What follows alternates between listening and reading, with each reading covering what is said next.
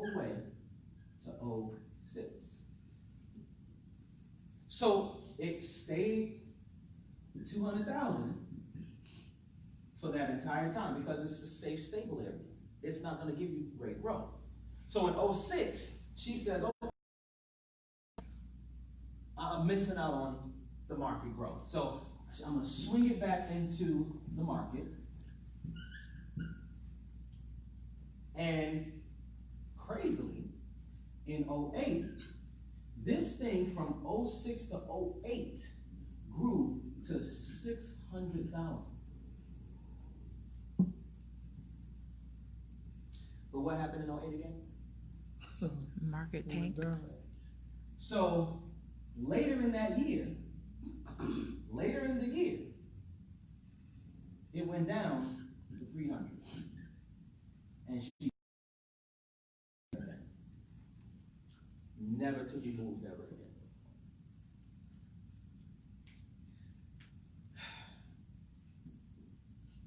Let me give you some knowledge. We just talked about, as the market goes down, it shall surely come back Up. So if we know this logically, why do we allow our emotions to control our financial decisions? Fear. Fear. Time But frame. if you know, say that again? Time frame. Sometimes you don't have time to wait for the market to come back up. True. And for those of you who are over 50, you need to be really concerned about that. But if you're 30, if you're 28, if you're 29, if you're 32, you have time to rebound. But most people who are in their 20s and 30s in 2008, when this occurred, they did exactly what this young lady did, who, by the way, was in her 30s at this point.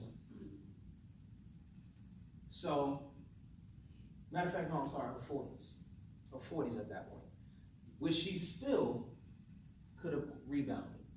So, let me tell you what would have happened if she had just stayed the course and kept doing what she was doing. And I already did the calculations. I did it with her. We spent 4 hours, and I went back into history, and I did her portfolio, and I did a projection of what would have happened if she had just stayed the course. Didn't contribute any more money, just stayed, just left it in there, stopped contributing, okay? And keep me on time. How much time you trying to do? Well, you're good. I don't want, because you know, sometimes I get in this thing, I go over, so keep me on time. Just stay. In '09, if she just said, I'm not contributing any more money, I'm just gonna let it ride. Let it ride. And by the way, she was laid off in '09 from IBM, 22 years. In '09, the value of her account, if she had just let it ride, 1 year after one of the most devastating financial times in our country's history, at the end of '09, her account value would have been projected at $850,000. If she just did nothing but let it ride.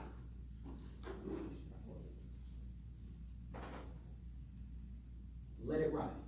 If she had just put her regular contribution, now remember, she got laid off, but all this time, if she just kept contributing monies into this account, and she got laid off in '09, at the point she got laid off, if she just kept doing it,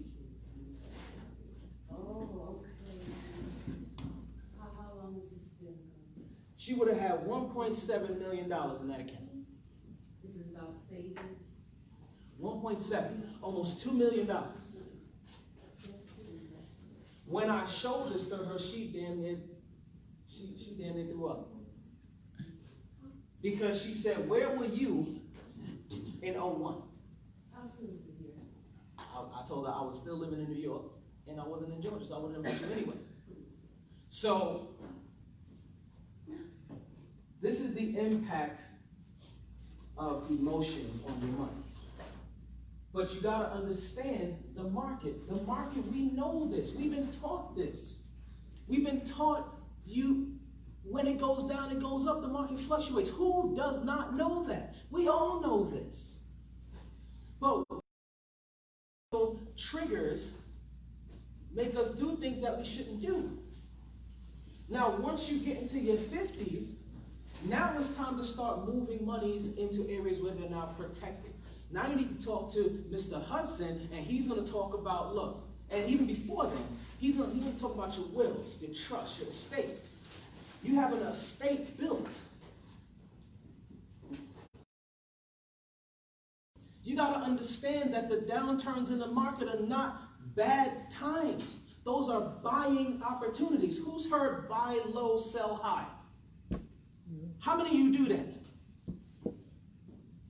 Everybody does it, because let's be honest. When's the last time you caught a 10 for 10 at Kroger? When's the last time you caught a 50% on sale? How many of y'all caught like the 75, 80% on sale when right before Payless went out of business? We swept the whole store out. I love going out of business sales because you get 70, 80, 85, 90% sometimes. We love sales. But when it's a sale on Microsoft and Apple, you're like, oh my God. No, that's the best time to buy. Don't let your emotions tell you it's not the greatest time. Even though your perceived value of your account has gone down, if it's not time for you to retire, then don't stress it. If you're not 50 plus,